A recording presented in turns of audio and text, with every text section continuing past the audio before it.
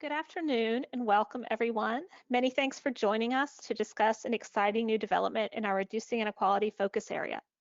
My name is Jenny Irons and I'm a program officer at the William T. Grant Foundation.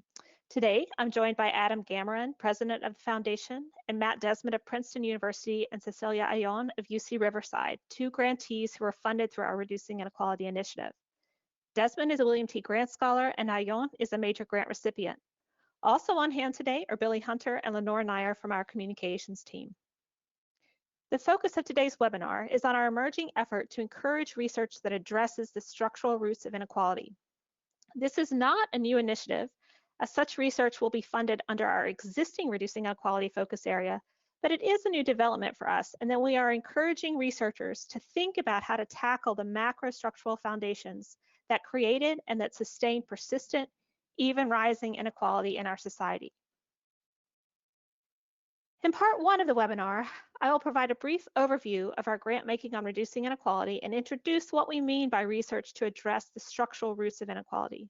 Matt and Cecilia will then each present in turn to offer examples of what research to address structural barriers might look like. Then we'll pause for questions. In part two of the webinar, I will speak more about the application review process. We will then have time for another round of questions. Throughout the webinar, please send us your questions through GoToWebinar. Lastly, please know that the slides and recordings from today's webinar will be posted within the next 2 weeks on our website. Let's get started. First, a little background about the William T. Grant Foundation. The Foundation's mission is to support research to improve the lives of young people ages 5 to 25 in the United States. In pursuit of this goal, we invest our research dollars in two focus areas. Our Use of Research Evidence initiative supports studies on strategies to improve the use of research evidence in policy and practice in ways that benefit youth. And our Reducing Inequality initiative supports studies about ways programs, policies, and practices can reduce inequality and outcomes among young people in the United States. Today, I'll be focusing on our grant making in the Reducing Inequality focus area. The Reducing Inequality initiative was launched in 2014. The basis for this initiative is that inequality on the basis of economic, racial, ethnic, and immigrant origins in the United States is pervasive. But evidence often exists about the causes and consequences of inequality, but the ways to reduce inequality are less well understood. What we need is research to identify and examine effective policies, programs, and practices to reduce inequality. What I want to underscore today is that the defining feature of this initiative is a focus on responses to inequality, not its causes or consequences. Social scientists can play an integral role in generating solutions to inequality. This is a marked shift for how many social scientists study inequality. One way to think about this is that applicants might think about their starting point as research that documents the contours of and explanations for inequality. Studies can then focus on identifying, testing, or building responses that address or seek to change or even end that inequality. Since this initiative began, we have funded many high-quality studies of programs, policies, and practices to reduce inequality in youth outcomes, and we will continue to do so. But the focus today is on a new direction we want to encourage, research that addresses the structural roots of inequality. Over the past year, we have engaged in a stock taking of our portfolio of research on reducing inequality. One of the key findings of this process, in which we reviewed our grant making and solicited input from grantees, researchers, representatives from other foundations, and our board, is that despite many important findings of studies we have funded, programs and practices to reduce inequality will have limited reach as long as systemic racism and the structural roots of inequality remain in place. Thus, we encourage applications for studies that shift the focal point of change from individuals to social institutions and examine how institutions might be altered to dislodge the deep roots of inequality and develop a way forward toward greater equity. Studies might examine how structural responses improve outcomes for youth or focus on the mechanisms through which such change occurs. I will now turn to Matt Desmond and then Cecilia Ayón, who will each discuss how and why their research addresses the question of how structural conditions may be altered to improve youth outcomes. We will begin today with Matt, who is a William T. Grant Scholar and Professor of Sociology at Princeton University. Hey everyone, honored to be here with Cecilia, and I thank the W.T. Grant Foundation for supporting my work and for creating just a real culture of morally urgent scholarship. And thank you for this opportunity. Next slide. So a lot of us know that we're in the middle of a housing crisis. Can someone advance my slide? Okay, I'm gonna say next slide. That'll be our cue. All right. So Yep. most poor renting families live below the poverty line, and the percentage of renting families who are spending 30% or less of their income on housing costs, which is that blue line, just been declining over the last 20 years. Next slide.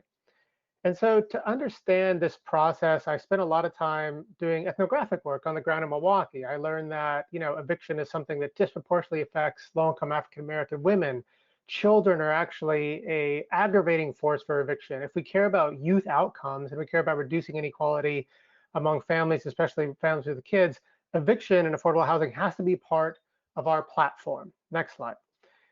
But like that on the ground research really left a lot of questions open, like how many people get evicted every year, which cities have the lowest and highest eviction rates, which policies are working.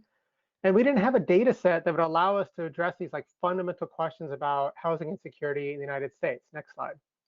So for the past several years, I've been working with an amazing team here at Princeton called the Eviction Lab, and we've collected about 100 million eviction records going back to 2000. And we've cleaned them, validated them, coded them, and kind of put them on a website so people can interact with these data. Next slide. So what are so this has literally been a process of making like an invisible problem, next slide, and putting it on the map, literally mapping the problem. So what have we learned? Next slide. So we've learned that, in an average year in America, for example, about 3.7 million evictions are filed. That's 7 evictions filed every single minute. That means like the number of evictions happen in like a typical year in America is higher than the number of foreclosure starts at the very height of the foreclosure crisis. We learned that African Americans are filed on about twice the rate of white American renters. And we learned that eviction isn't just a big city problem. Next slide. And we wanted to kind of not just, understand the problem and build data, but actually build something to release the data and give people an opportunity to engage with it on their own terms. And so we built this website. Next slide. And we thought a lot about interactive tools, ranking cities by their eviction rates, mapping cities even down to the block level. So you can get to a city like Detroit, which is shown here, and you can ask, where are evictions happening in my city? Are they in the gentrifying neighborhoods like we always talk about in the media, or are they in the poor non-gentrifying neighborhoods? And how has that changed over the years? Which cities are really high up on that list and which cities are further down? And we wanted just to give people the opportunity to treat the data as something they could interact with, they could play with, they could analyze in like a community-based way, and take that to their local leaders. Next slide. So one of the things we learned when we did this is like, eviction is not concentrated primarily in cities like New York or San Francisco, which have really high housing costs. They're in pretty affordable cities like Richmond, Virginia, Tulsa, Oklahoma, Albuquerque, New Mexico. Who is talking about like Tulsa and Albuquerque when it comes to the housing crisis? I think we should be talking about those places.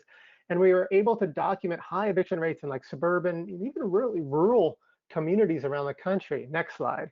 And this has big implications for federal policy, right? So if we go to Washington and we tell senators, hey, we need to pay attention to this problem if we care about reducing income inequality, reducing racial inequality, what we now can show with the data is like, look, this isn't just a problem that's affecting, the coastal cities or even urban areas. This is an American problem. So here's Ohio and Pennsylvania. These are states you might have been staring at a lot last week for some reason. And so the purple is just population here, and the bigger the red dot, the bigger the eviction rate. And yes, evictions are concentrated in places like Cleveland or Pittsburgh, but there's non-trivial eviction rates all across states like Ohio and Pennsylvania. This is a big learning moment for me personally, and I think it comes with some big policy implications. Next slide. So for us, the big question is like how not only just to do research on inequality, but how to leverage that research in a way that actually leads to tangible narrative change and tangible policy impact. So has this worked? How's our little experiment over here worked? So one thing that we do behind the scenes at the Eviction Lab is we track our impact. We look at how many people come to our website every day, every month, every year, why they're coming, where they get to it from. Did they get through it from Twitter or Facebook or a news story? And we're able to kind of see like how much traction we're getting. So for example, in July, about 70,000 people clicked on our website in that month, about 2,300 people a day. And we think that's a pretty good indication that a lot of folks out there are really hungry for the kind of data we're curating. Next slide. We map our impact. And so we know that, since September, we've had about 927 news stories cite our data. We've since passed 1,000 news stories. And we know where we've had deep impact, like the Midwest, the Southeast, and the East Coast, and where our impact has been fairly thin, like on the West Coast. And this makes sense to us. Our data on the West Coast aren't that great. Our data are much better on the parts of the country where we had deeper impact. But we're able to see, these kind of media opportunities, so to speak, like where we have good data, but we haven't made a deep media impact. But we're only able to do this because we built a tool that allows us to kind of pay attention to it. Next slide. And so I just want to kind of walk you through real quick a little case study. So we launched our data with a story in the New York Times that focused on Richmond, Virginia, the second highest evicting city in the country, 1 in 9 renter homes evicted in Richmond. And Emily Badger at the Upshot did a really great story on Virginia. And that's how it kind of got started. Next slide. But then what happened is like Virginia really got to building local capacity. They started their own eviction lab at Richmond. The local media got involved. By our count, about 66 news stories followed that initial news hit. And so there was like just this real intensive focus on eviction in Virginia. And then there was a policy impact. In December 2018, a few months after our story hit, the governor released a budget that included pretty serious money behind affordable housing programs. And he cited our data and other data coming from the Richmond Eviction Lab as one of the motivating factors behind how this policy got passed. So what is our takeaway from this? Next slide. So one of our takeaways is like, we feel that we're stewards of data or curators of data, but not owners of that data. And that means that we see kind of our job is to kind of get the data, validate it, and publicize it, and then let it go. And leave the narrative change work up to journalists and local community organizations that are just much better equipped to tell their own stories of things like housing displacement in their community. And if they are allowed to do that, in our experience anyways, you just get a much bigger narrative change push that can lead and incite local policy solutions that really have a tangible impact. And we've seen this in other cities too, like Philly and New York and Los Angeles, that have followed this kind of theory of change. Next slide. So for us anyways, we kind of think of ourselves as like building something, building a machine or an engine that other people can use and then get out of the way. And then getting out of the way, I want to say, isn't a passive act. It's a real active act. It's building a website that allows people to access the data without having to have like a PhD in computer science from MIT, and building a website that allows people to kind of rank their cities and go to their city council and say, hey, why is our eviction in Dallas much higher than in Houston? These are ways we are trying to get out of the way and let other people kind of take ownership of the story. So instead of saying, according to a study by such and such, they just kind of state the fact and are able to dig deeper. So this has motivated kind of our focus on how to support local capacity, how to leverage our platform to, for example, fund a connection with the Economic Hardship Reporting Project that allows journalists to do a deeper dive into stories on poverty and homelessness and eviction, where we're kind of behind the scenes, but the journalists are really taking the lead. Next slide. And so I think you get payoff about this, and you get like deeper media coverage. Like Maine Public Radio did a 4-part series. The Atlanta Journal-Constitution did a really deep dive into eviction in their respective places. But it really requires us to give up control and to not be someone that's saying, actually, I don't know if I put it that way. It really, I think we have to be kind of rigorous and about the things we put out.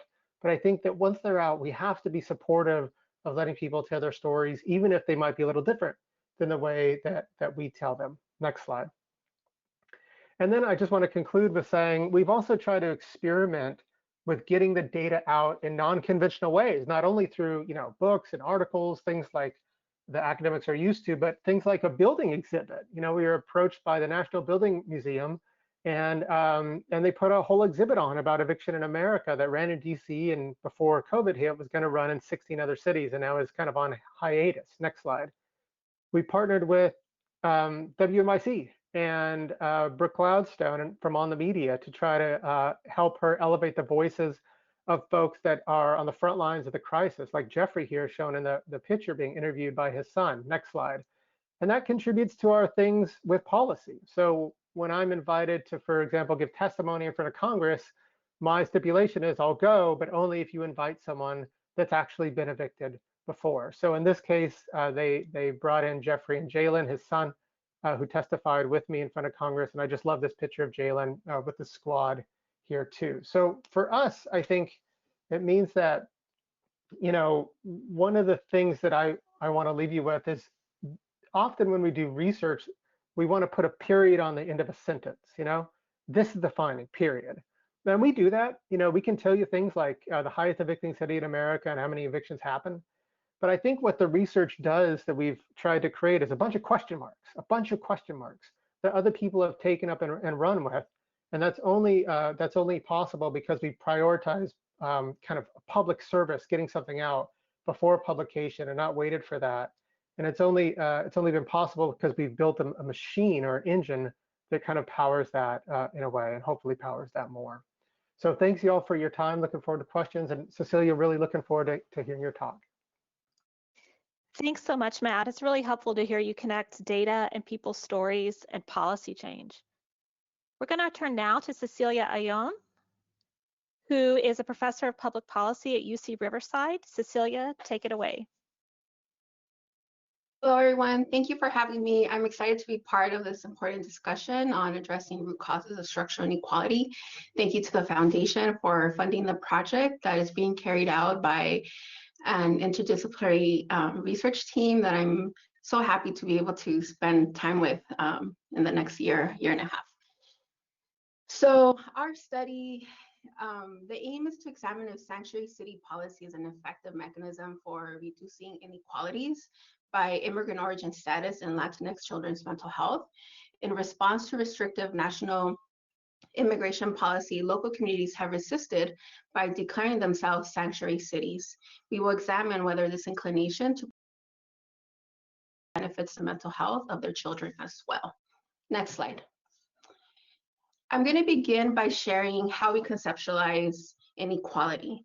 The immigration policy context has been increasingly more restrictive for immigrants. We see this in the increased use of enforcement at the border and in the interior, efforts to remove legal protections such as DACA, and efforts to reduce access such as the expansion of public charge.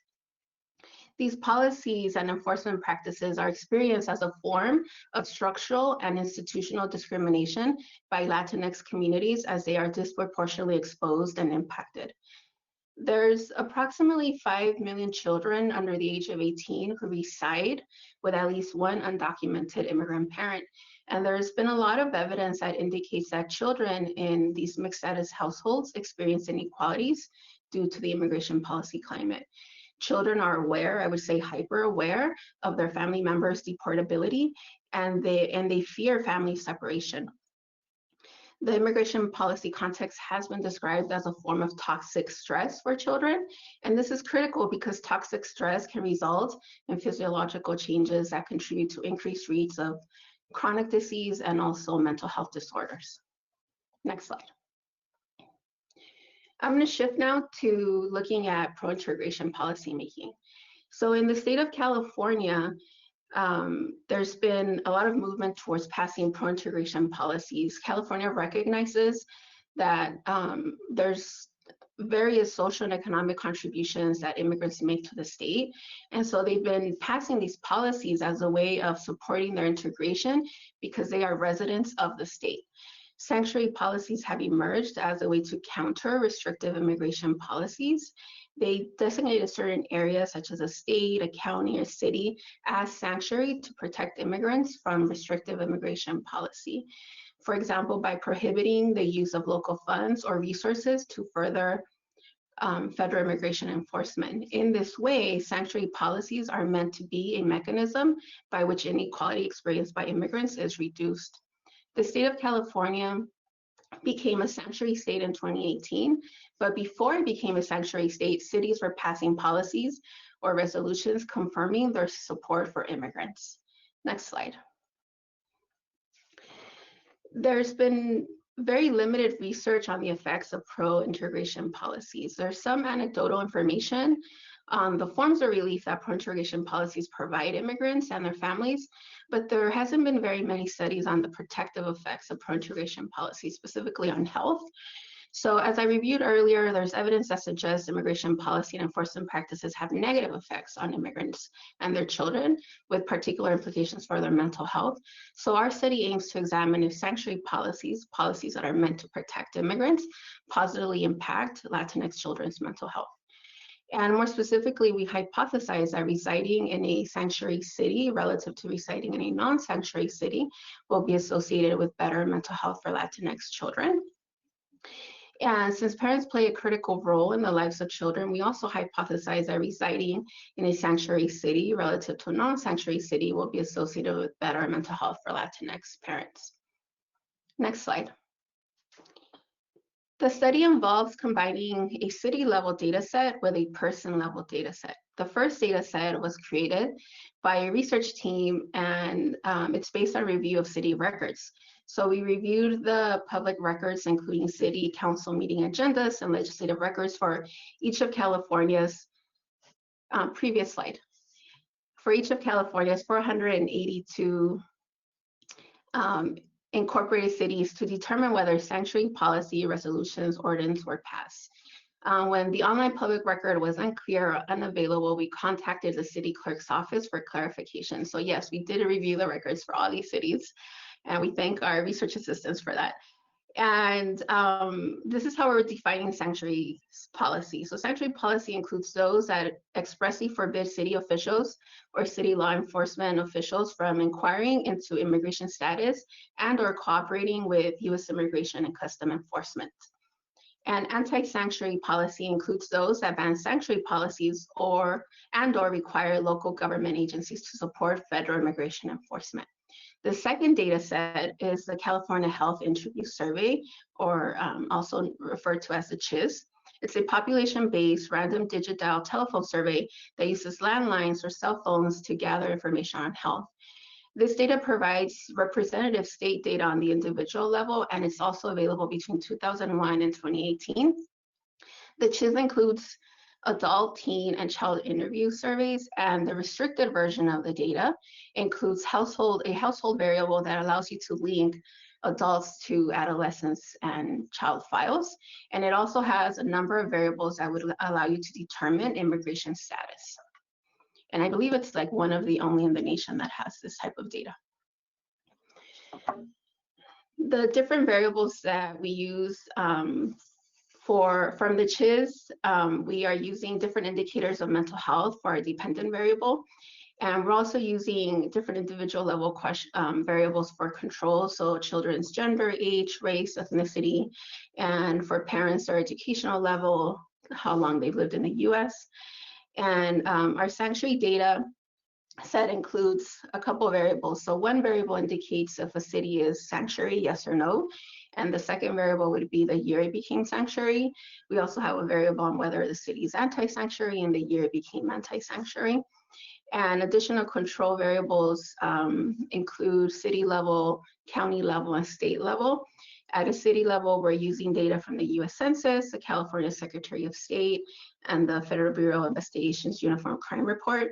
At a county level, we are including a variable that would let us know if the Sheriff's Department has cooperated with ICE. And at a state level, we're including all the state policies that have been passed as control. Next slide. Our analysis includes a three-part strategy, which will involve synthetic control analysis, difference in difference approach, and an interrupted time series design. Next slide. There are several different implications, potential implications to our findings. If findings support our hypotheses, they would signal towards structural level change that could reduce inequalities faced by children of immigrants. Findings would indicate that pro-integration policies such as sanctuary policies can be protective. This would also be an opportunity to support future policy in this area and advocacy work. So passing either more pro-integration policies, sanctuary policies. California could potentially serve as a model for other states that are trying to lean in this direction. And we will be working with our community partners to actually be sharing some of our findings with electeds as well. If we find a null finding, this would also be useful information because as policymakers would then know that achieving protection, health protection might require other policy initiatives or policies at different levels, such as the state or federal level, to better address the inequalities faced by children and immigrant families. Next slide. Thank you. Okay, folks, we've got some questions flowing in, and if you're listening, you can type your questions into the question box. Matt and Cecilia, I'm going to start with some factual questions pertaining specifically to the research you conducted. For Cecilia, one of our listeners would like to know more about how you operationalize mental health in your study. Yeah, so the CHIS data has a couple of different indicators that we're using. For the adult sample, they have the PHQ-9, no, the psychological, yes, PHQ-9, which measures psychological distress. And they also have that measure for youth. And for the children, well, the teens, that is. And for the children, we have a couple of variables that we're looking at, which look at their general health and also if they've had any emotional kind of issues in the last couple months. And I believe we were also looking at utilization of mental health services. Thank you. And what is the age range of the children that you're focused on? They will be 18 years and younger, but they're split by teens and younger children. Thank you. And for Matt, a question we had was about the findings of your research, whether eviction rates in non-gentrified areas reflect a precursor to gentrification coming along soon behind it. No. So gentrification is pretty rare in the country.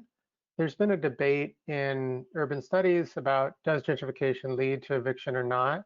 That debate's very up in the air. The findings are quite mixed, and the mixed findings go along methodological lines. So qualitative researchers tend to say yes, and quantitative researchers tend to say the evidence isn't there. I think our intervention here is a little different. It's not about that question. It's about most evictions in America are happening in non-gentrifying segregated communities that bear no indication that they will be gentrifying or at risk of gentrification. So I think that if we care about like who, community culture, people getting investments in their community, we have to care about gentrification. If we care about housing displacement, we have to look beyond gentrification. Matt, thank you. That's very helpful. Now that leads me to a question that I think is on the minds of a lot of our listeners. It's very common in research on inequality to focus on the extent and nature of inequality. And as an interpretive scholar, that's certainly where your work began. Did you know early on that you would be focusing ultimately on ways to disrupt inequality? And if not, when did you make that turn and how did it occur? And if you did know it from the beginning, how did you set out to carry out an interpretive body of scholarship that would ultimately lead to social change? I think I did have that desire in the beginning. Sometimes we're responsible for our work, but not the fruits of our work. So you never know if you're going to get it. But I do think that I had that inclination. So I wanted to write the book, for example, my ethnography, in a way that was narrative first. It wasn't theory or kind of academic first. It was really narrative driven, and that was an audience decision. That was a decision to try to reach more people and do the technical stuff in the footnotes and in the peer-reviewed articles. And then I think that when we started kind of thinking about building this giant data set of eviction, it wasn't because we had the idea, and I'm certainly not the first one to have that idea. This idea comes from like Chester Hartman, for example, and John Robinson, who've been doing this stuff a lot longer than I've been alive. That came from me being on book tour and hearing from policymakers and community activists and tenants saying like, what's this problem like in my own community? So it was more of a response to like a signal I was getting on the ground, even if that response was something that had to do with big data. Thank you, Matt. And let me pose the same question to Cecilia. How did you turn your scholarly interest from understanding the extent of inequality to measuring a possible strategy to reduce inequality? Yeah, I mean, I think, I'm a community-based researcher. So a lot of my work has been with the community. This is, probably one of, not the first kind of more bigger quantitative project that I'm involved in, but it is definitely a change. And I think similarly to what just described, from hearing from families, I knew that I needed to work towards, that we needed to work towards change.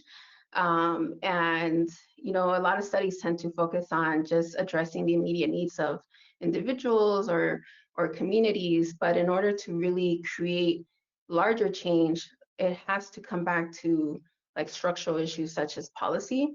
And in California, because there has been this inclination to pass pro-integration policies, it was an opportunity to see how effective they are. Because, like I mentioned in my, potential kind of findings, we could find that sanctuary policy is not protective of health.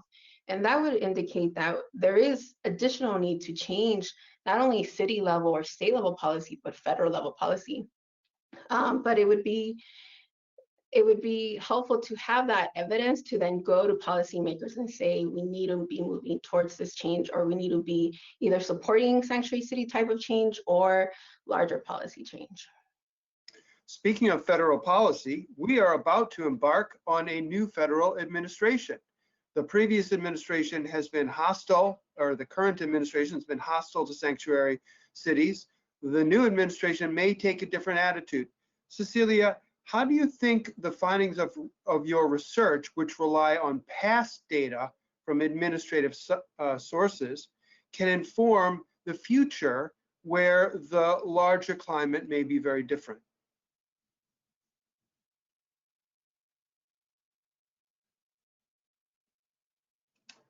Sorry, I couldn't unmute myself.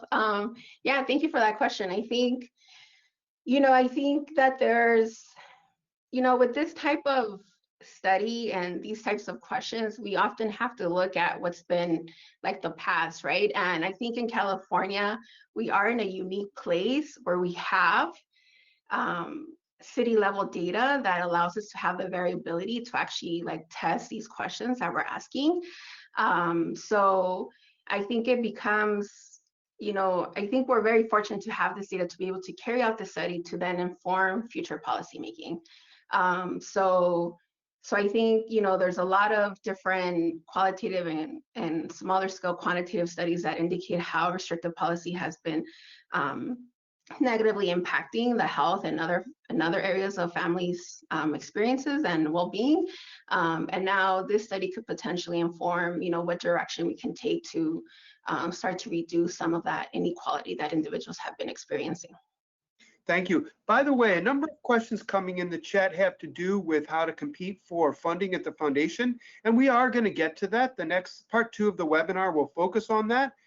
And then we'll have a question period. So some of those questions, if they're not answered in the presentation, we can take then. For now, I'm going to stick to the 2 researchers. And Matt, in your presentation, you showed the consequences of your research at 2 levels. First, you showed its uptake by the news media, and you showed that on a broad national level where, well, I'm a quantitative researcher, you probably wouldn't blame me for putting a correlation coefficient and showing there was a strong relationship. But you also showed policy consequences, for example, a new policy in the state of Virginia and a couple of others, but it seemed like those are harder to pin down. How do you think we should anticipate the move from research findings in scholarship such as yours to the policy arena, and how can we study that move? I mean, one thing I've learned over the last several years is if we really do care about changing policy, we have to treat that as like a second job, and we have to have a theory of how that policy gets changed.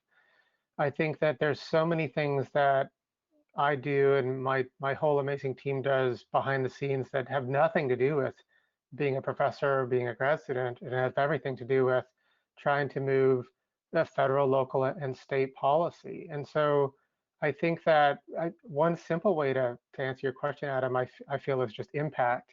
But with respect to measurement and kind of looking at a chain reaction between research and implementation, I think one way to do that is that we can quantitatively measure that, right? We can measure things like how many people pick up your your data or your study. We can measure how that study kind of leads to other studies or other kind of journalistic pursuits, how those journalistic pursuits might have been quoted or cited in federal policy. For example, the National Eviction Moratorium that was released a few months ago cites our data as a motivating force. So I think you could do that with a lot of different policies at a lot of different levels.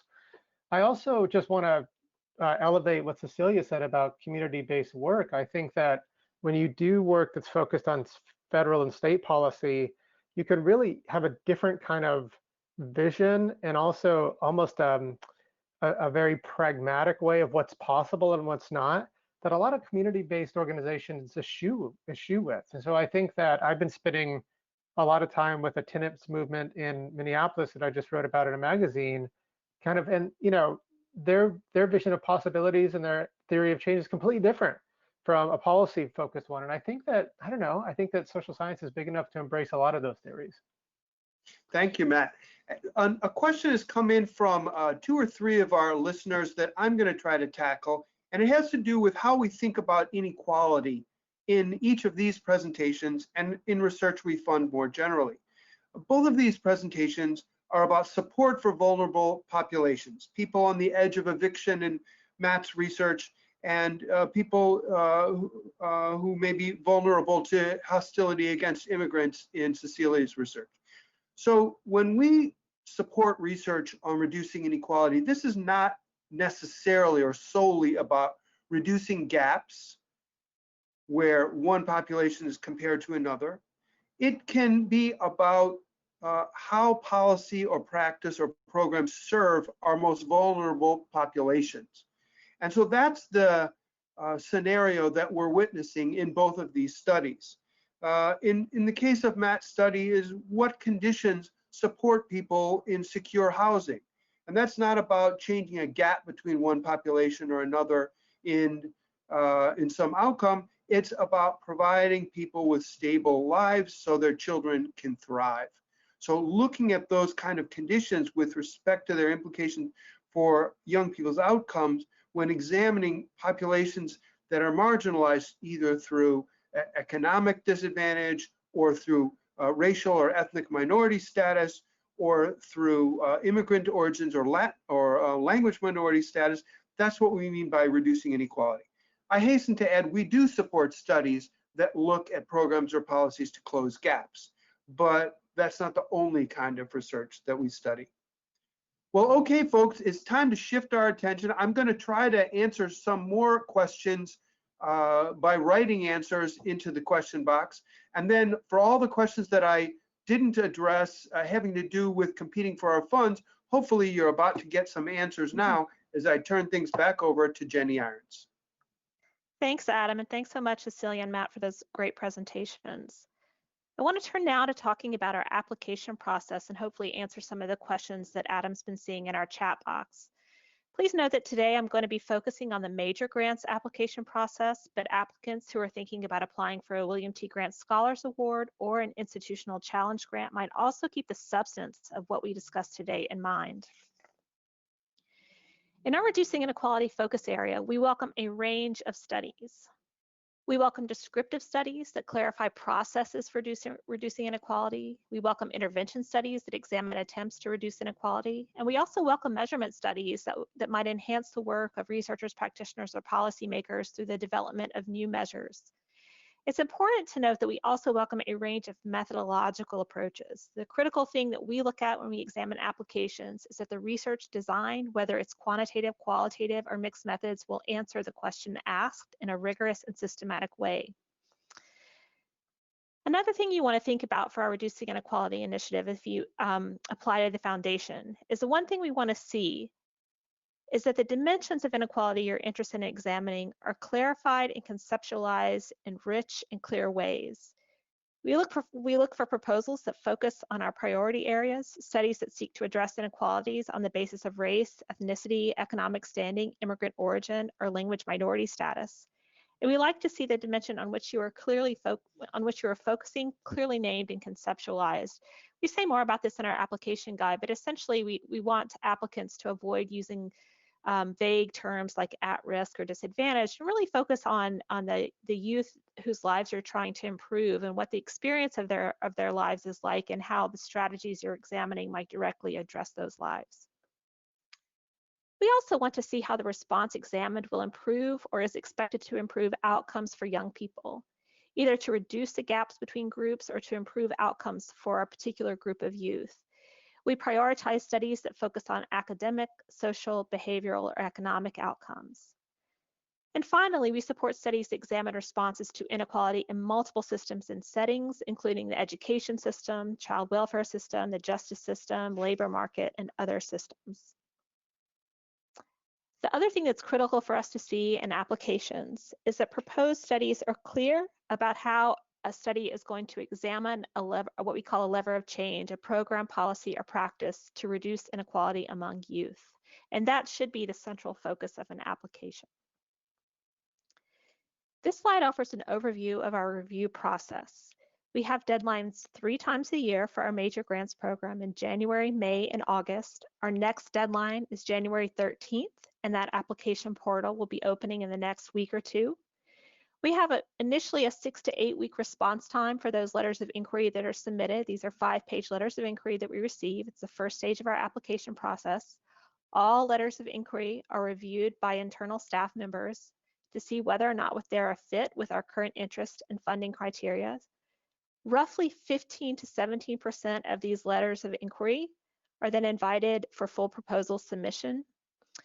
So that is to say that from the very beginning, this is a very competitive process. We receive a lot of wonderful applications, and unfortunately, we can't fund everything. When we receive full proposals, they are then sent out for external review by at least 2 reviewers, and in some cases, 3 reviewers. These reviews help inform our internal decisions about which proposals move forward. And when they do, applicants are then invited to eventually raise response to concerns raised. So the important thing to bear in mind is that applications to the foundation go through a fairly rigorous review process that involves multiple stages of internal review combined with external review from reviewers who are experts in substance and methodology and content. Members of our senior program team review responses we receive and review proposals and make the difficult decision about which proposals to recommend to our board for funding. In total, this process from the stage of initial application submission of the letter of inquiry to receiving news that you may have received funding takes 6 to 9 months, sometimes a bit longer depending on the calendar and where we are. We offer 2 different levels of awards in this program. Officers' research grants are awards of $50,000 and less, and we only accept application for those in January and August. Our major research grants are awards of $100,000 to $600,000. And the awards on the towards the end of the $600,000 amount are usually studies that involve interventions, randomized controlled trials, or pretty extensive original data collection. Real quickly, I want to share some application tips that interested applicants might keep in mind. The most important thing you want to think about is whether or not your study is a strong fit with the foundation's interests. As folks have emphasized today, our focus really is on studies that seek to examine responses to inequality. There's a lot of work to be done to document the causes and consequences and shape of inequality, but we're really interested in funding studies that seriously think about responses to inequality. We always look to see how work is going to add to existing theory and prior empirical work. And it's also important to see how a project is relevant for policy and practice. In particular, it's important for us to think about how what we're learning might inform a response to inequality through one of those systems in which we fund studies, like the education system, a criminal justice system, the child welfare system. Another really important thing to keep in mind, which I'm sure is understood by all social scientists listening today, is that it's very important to map your research design, methods, and analyses very tightly to the research questions you're asking. If it's hard for internal or external reviewers to see how a design is going to clearly answer the questions asked, then it probably won't advance very far in the process. That's something that's very clear for us to see. It's also very important to provide sufficient information at different stages so that researchers can evaluate the rigor and appropriateness of methods. And of course, we want to see that the applicants can carry out the research they're proposing, that they have a clear understanding of both the strengths and the limitations of designs, methods, and analysis. And finally, just something to keep in mind, especially if you're new to the review process, is to always take seriously the reviews that you receive back and to respond graciously and in depth should you make it far along in the review process for us or for any other grant process. One thing I also want to draw your attention to is that we have a website with extensive resources to help you with the application process. I encourage you to visit the Foundation's website and to read and possibly even reread the application guide.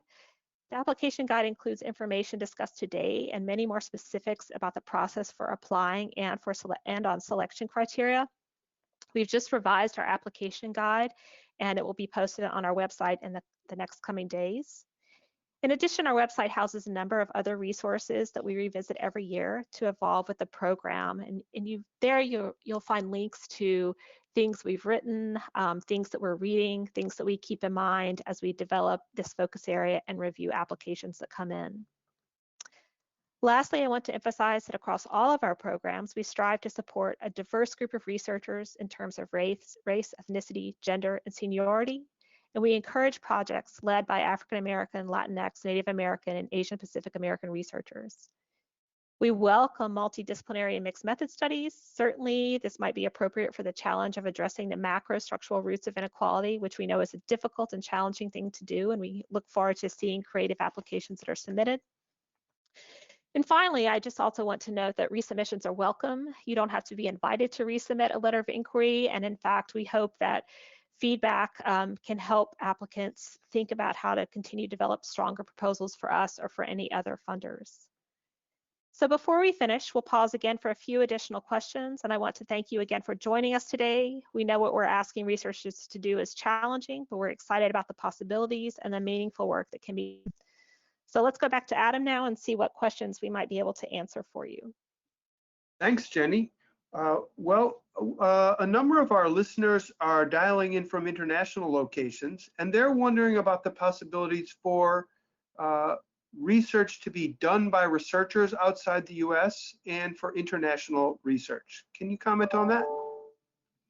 Sure. So because our mission is to fund research to improve the lives of young people in the United States, we don't typically fund international studies, but to the extent that an application can make the case that what can be learned from an international study could inform reducing inequality in the United States, we would be open to considering that.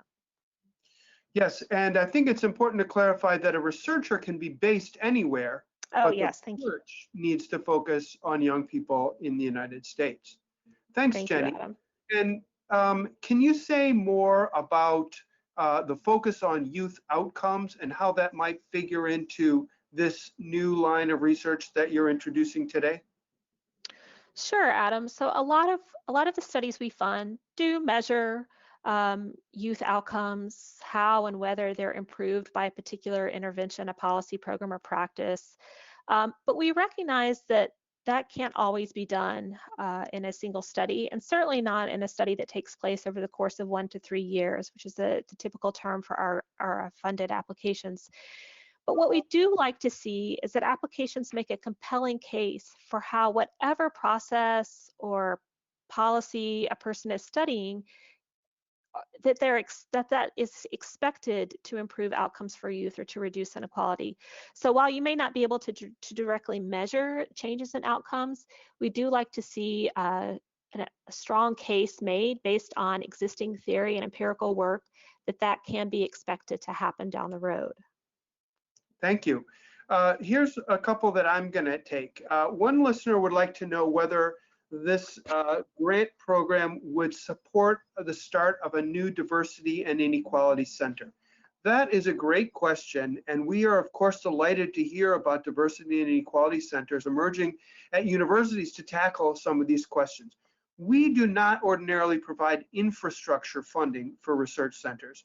What we do fund is projects that faculty or research scientists at centers propose to us to seek our funding through our grants. So the short answer is unlikely that we would fund the start of a center, much more likely that we would fund some projects that the centers would propose to us.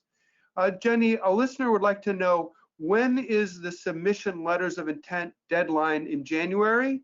And when will the new application guide come out that talks about disrupting structural foundations of inequality? When will we have that? And when will we be able to submit letters of inquiry for January? Thanks, Adam. So the next deadline for letters of inquiry is January 13th.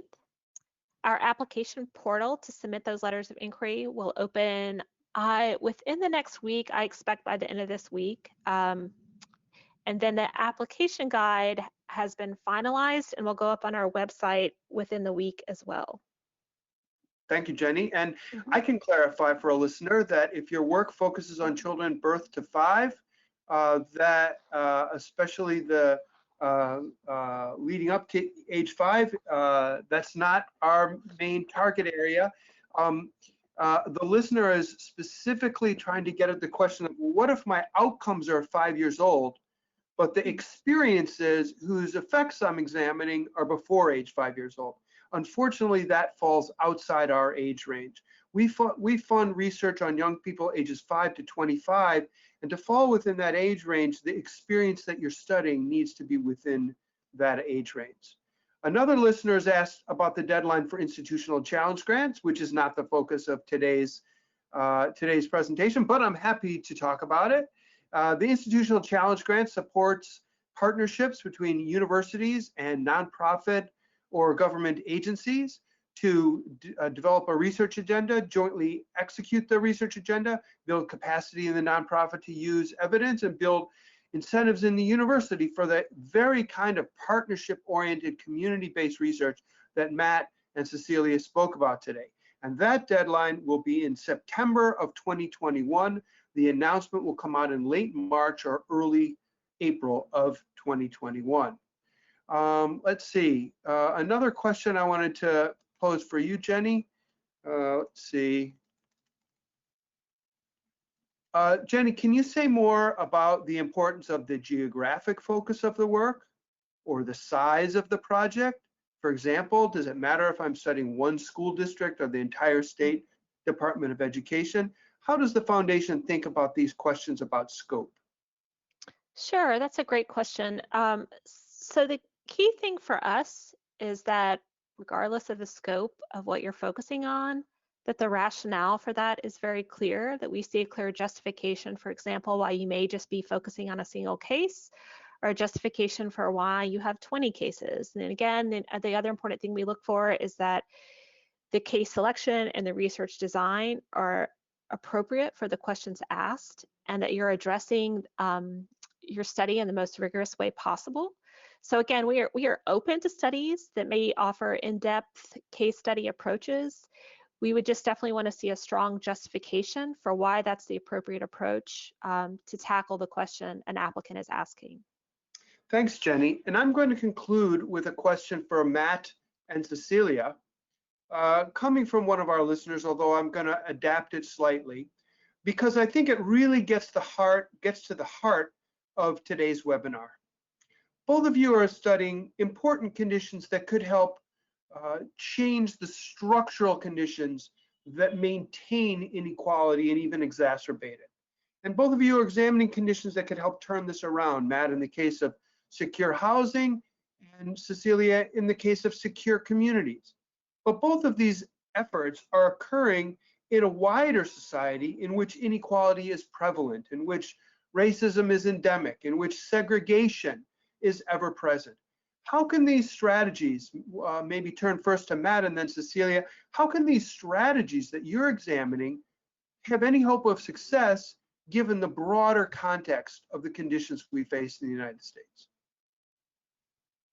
Yes, because we've seen success, and I'm not just talking about myself and the work that we're doing in my lab, but I think that you can point to WT grantees all across the board and across disciplines and see really tangible returns on our efforts. I don't think this means that the problems we're up against are small. They're not.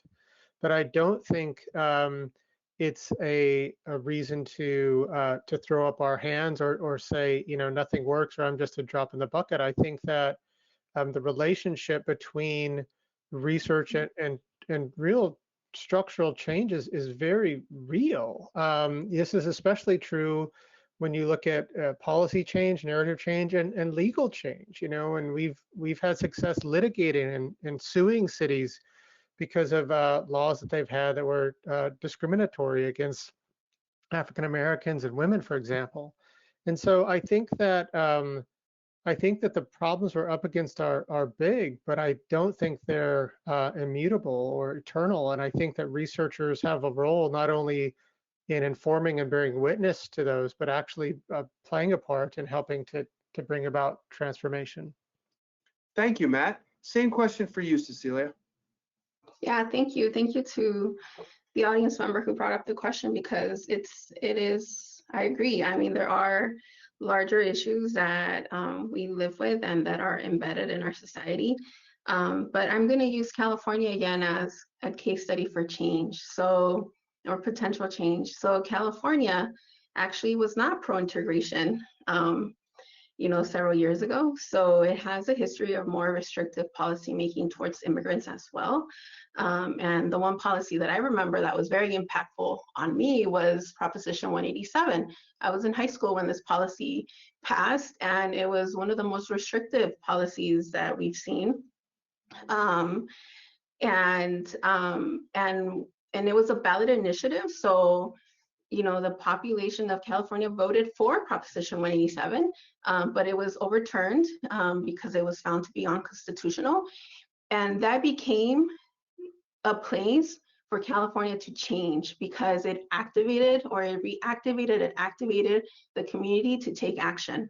And we saw that through different communities starting coalitions across the state, like regional coalitions, which are still very active now and have been part of passing all these different policies. We saw it through people coming out to vote. The number of diverse people that came out to vote in California changed significantly after Proposition 187. We also saw that a lot of ethnic minority youth started joining offices out of legislative offices as staffers, and then eventually became the policymakers.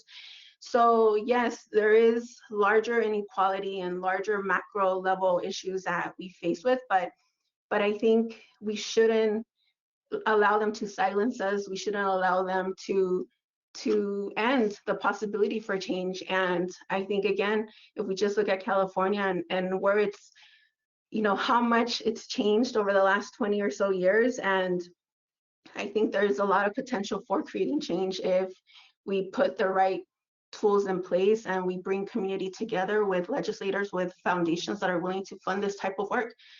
So I think there is opportunity for change. It's time to wrap up.